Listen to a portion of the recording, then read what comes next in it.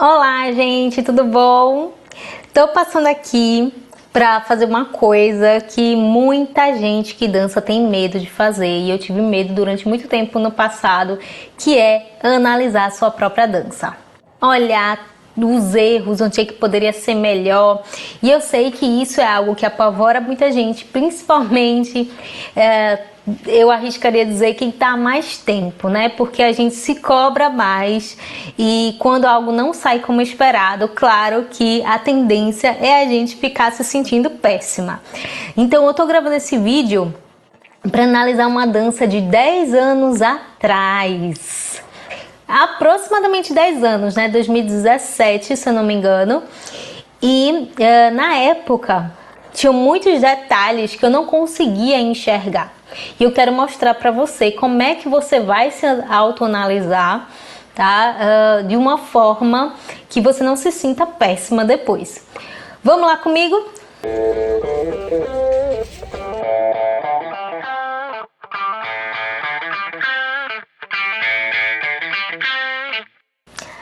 Já me apresentando aqui para quem não sabe, meu nome é Flora Soares, sou professora de dança do ventre na Recife e também de danças árabes, tá? Além da dança do ventre. E esse vídeo que a gente vai analisar hoje é de dança do ventre, de Iraq Shark. Então, deixa eu abrir aqui para vocês. Ele é um vídeo, como eu falei, de muito tempo atrás, em que eu me apresentei junto com Márcio, que para quem não conhece é percussionista, é meu namorado, gente, namorado, né, praticamente. Deixa eu botar aqui para vocês.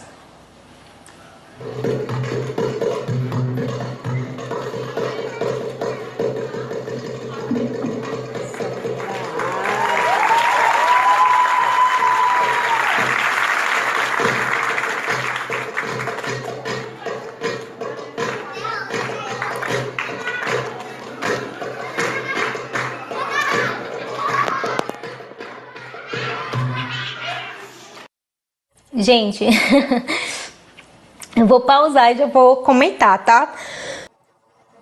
Desculpem aqui, me engasguei. O que acontece? Esse vídeo ele não tá do início, eu não tenho ele do início. Ele foi, se eu não me engano, de um evento beneficente em que a gente dançou e na época eu não trabalhava com dança. Então, uma coisa que me chama a atenção aqui e que me incomodava muito era a questão dos meus braços. Vou começar falando justamente disso. Observe aqui uma vez comigo.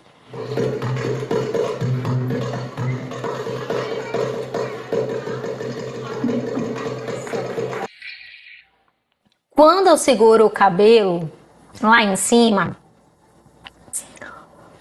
acaba fazendo como se fosse essa chuvinha aqui, né? Parecendo que tá segurando assim, né? O cabelo. Então, existem outras formas, ou uma forma talvez mais consciente que a gente possa segurar sem ficar estranho, né? Desse jeito.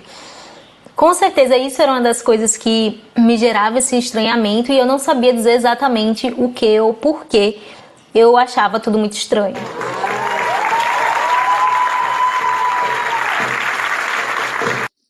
Ó, e assim, o braço ficou nessa posição e ficou congelado, né? Então assim, enquanto eu tava com o braço lá em cima, eu meio que me esquecia da existência do meu braço.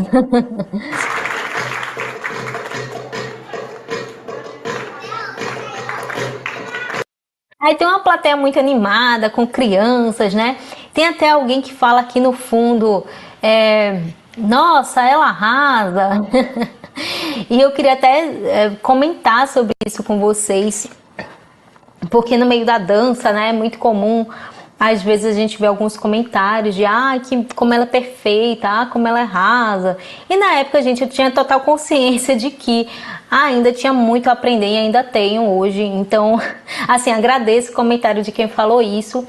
Mas uma das coisas que eu acho que gera bastante frustração é justamente se a gente não sabe ponderar, ou se a gente não sabe filtrar o que as outras pessoas nos dizem, né? Principalmente quando a gente está muito tempo na dança.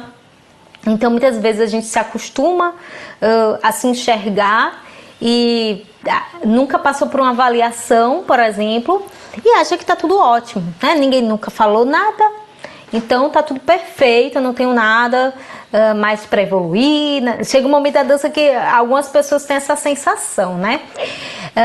Mas eu sempre soube que eu tinha algo para evoluir, porque eu sempre soube que algo me incomodava.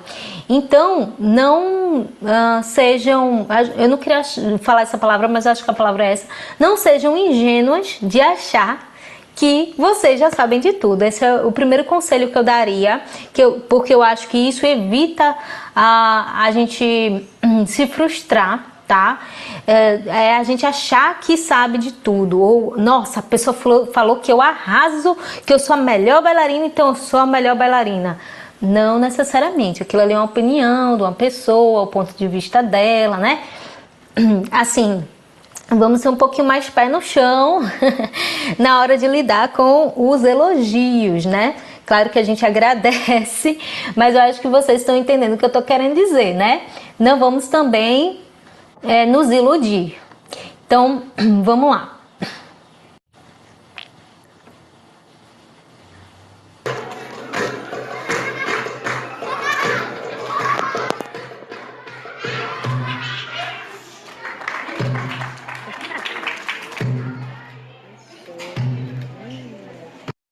Gente, uma coisa que eu tinha dificuldade nessa época é a questão de ter uma suavidade no braço. Então, transitar o braço de uma forma lenta ao redor do corpo, né, passando pela lateral do corpo. E para mim era muito difícil isso, tá? Então, uma das coisas que com certeza devia me gerar bastante incômodo nessa época é o braço que não fluía tanto, né? Não tinha tanta fluidez assim.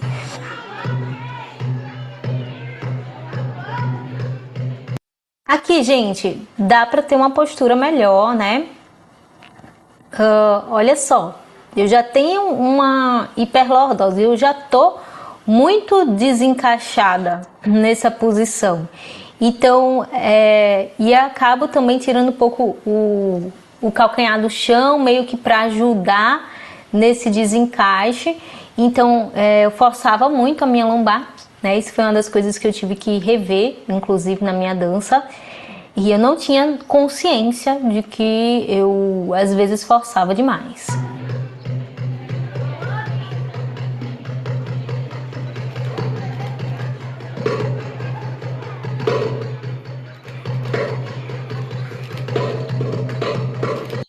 Vamos falar de coisas positivas? Não só ter coisa ruim, não. Foi muito legal, muito positivo ter segurado esses momentos de shime, de costas, porque como uma pessoa assim que tem uma tendência a ser mais ansiosa em cena, isso pra mim era uma coisa muito difícil. E eu acho que a gente que tá mais tempo na dança, às vezes deixa de curtir os momentos porque fica sempre pensando qual o próximo passo, qual o próximo movimento. E se eu não me engano, para essa dança eu tive alguma orientação sim da minha professora, tá? Porque para mim não era algo comum dançar com percussão. E se eu não me engano, ela deve ter me falado exatamente isso, para eu deixar um pouco mais a ansiedade de lado, né? Abaixar um pouquinho mais a ansiedade de querer mudar para o próximo passo e segurar mais o shime.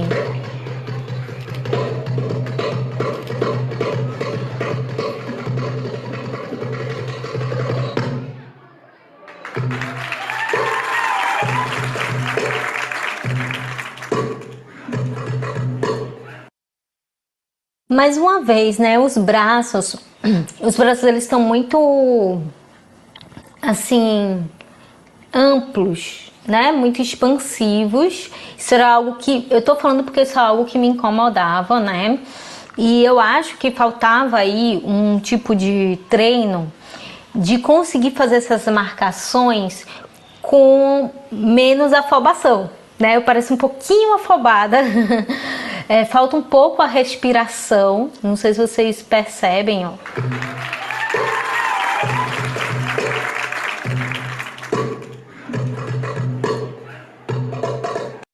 Parece que eu prendo um pouquinho a respiração antes desse momento, porque eu tô um pouco ansiosa. Talvez você que esteja assistindo não perceba, mas eu sei, eu percebo. E aqui, ó, mais uma vez, uma falta de consciência no braço, né? No sentido de ter mais suavidade. Era algo que eu queria ter, mas eu não conseguia ter muita suavidade no braço na época. E assim, eu acho que a gente subestima muito o nosso poder de usar outras partes do corpo, tá? Por que eu tô falando isso? Porque tem um momento impactante numa música, muitas vezes a gente pensa em fazer o braço lá em cima, uma coisa muito um murro, um chute lá com o pé na cabeça. Mas não necessariamente você precisa marcar esse dum desse jeito. Você pode fazer o tum, tac, tum, turum, turum, tac, tum, tac. E coloca mais ângulo de pescoço, olhar, né? Isso até mostra mais confiança e menos desespero para fazer essa leitura musical. Então, nessa época, eu estava muito preocupada em o que eu ia fazer de movimento e como eu ia encaixar esse movimento na música, né? Essa era a minha maior preocupação. E faz parte, muitas vezes, da nossa evolução na dança, né? Porque isso ainda não é natural para muita gente, né? Para alunas que estão nesse processo de aprendizado, de como é que eu vou encaixar o movimento. Mas nossa missão como professora, e também sua missão aí como aluna, né, é saber que a dança é uma arte. E não é sobre responder mecanicamente, automaticamente os sons. E sim sobre a gente conseguir se conectar com o público, trazer emoção. Então, se você puder fazer um movimento mínimo, mas pequeno, em alguns momentos, nem sempre amplo, mas que vá comunicar, pode ser que aquele momento seja o mais marcante para quem está assistindo, né? Aquela piscadinha, tink, tem um tim na música e você faz um tim e olha para a pessoa. Esse pode ser um dos momentos mais marcantes para quem está assistindo. Então, acho que a gente subestima muito, a gente acha que quanto maior o movimento for, mais marcante, fenomenal e vai ficar na memória do público. Às vezes é o contrário, às vezes o mais sutil é o que mais capta a nossa atenção, tá? Eu ousaria dizer que na maioria dos casos. Vamos lá.